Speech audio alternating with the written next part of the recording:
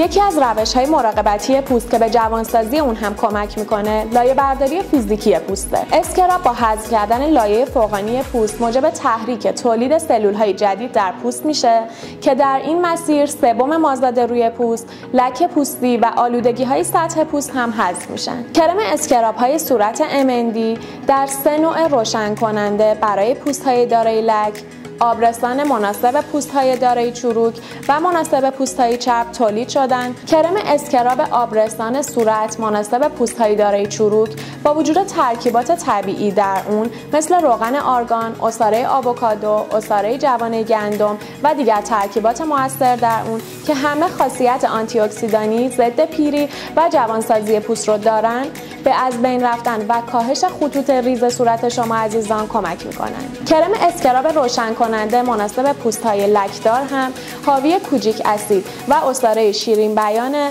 که از ترکیبات مؤثر در رفع لک و تیرگی پوست هستند. با استفاده از این ترکیبات در کنار خاصیت لایه برداری این اسکراب از حذف شدن کامل لک و ایجاد پوستی یک دست و روشن اطمینان حاصل میشه. در کرم اسکراب صورت مناسب پوست‌های چرب MND هم از ترکیبات کاهش دهنده ترشح چربی پوست یا همون سبم در کنار ترکیبات آنتی باکتریال طبیعی مثل عصاره مریم گلی و روغن درخت چای استفاده شده تا از ایجاد جوش در پوست جلوگیری بشه.